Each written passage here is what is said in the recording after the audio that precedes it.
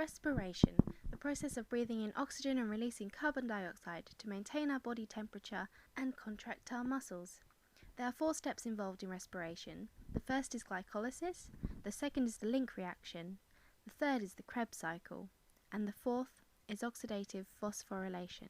Glycolysis occurs in the cytoplasm of the cell because glucose is too big to enter the mitochondria. The other 3 steps take place within the mitochondria. Mitochondria are organelles that have a matrix caused by folds of the inner membrane called the cristae, which increase the surface area for respiration to occur. Glycolysis in the cytoplasm uses glucose, a 6-carbon molecule.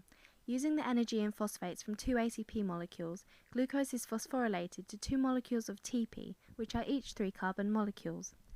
The TP is then oxidized as hydrogen ions are removed by a hydrogen carrier molecule called NAD, and this forms reduced NAD and 2 molecules of a 3-carbon compound called pyruvate.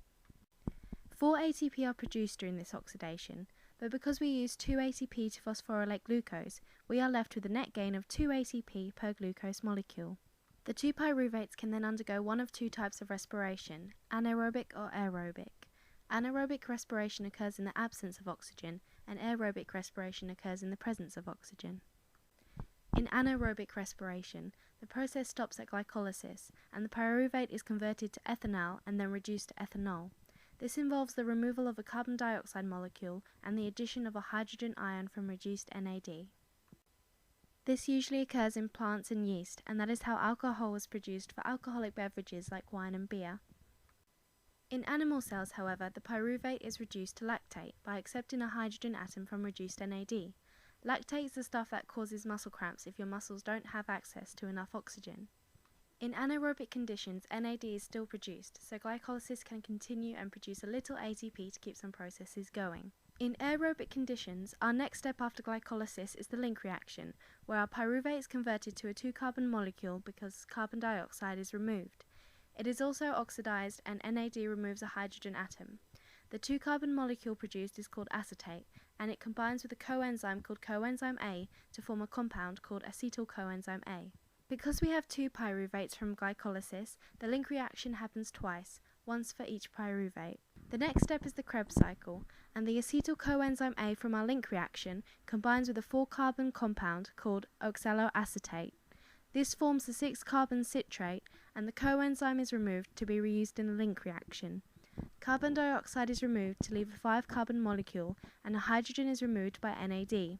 We are then left with a 4-carbon molecule, as multiple oxidation reactions happen and hydrogen is removed by NAD twice and once by FAD. A molecule of ATP is produced and the 4-carbon compound is our oxaloacetate, ready to be used again for the next Krebs cycle. And again, because we start with 2 pyruvates, we get 2 acetyl coenzyme A's, so the Krebs cycle happens twice for each glucose. Our final step is oxidative phosphorylation, and it involves the electron transport chain. Within the inner membrane of the mitochondria, we have electron carriers. The reduced NAD and reduced FAD that we made previously release their hydrogen atom, which then splits into the hydrogen ion and an electron. The electron moves along the electron transport chain and loses energy as it does so. The energy is used to actively transport the hydrogen ion from the matrix to the intermembrane space of the mitochondria. This happens many times, and the protons accumulate in the intermembrane space. This forms an electrochemical or a concentration gradient. The protons move down this gradient back into the matrix through ATP synthase.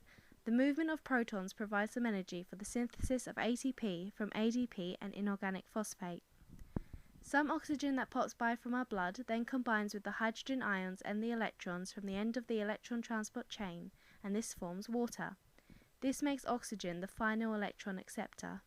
This final oxidative phosphorylation step is the one where the most ATP is produced. ATP is useful because it provides an immediate source of energy that is small and manageable,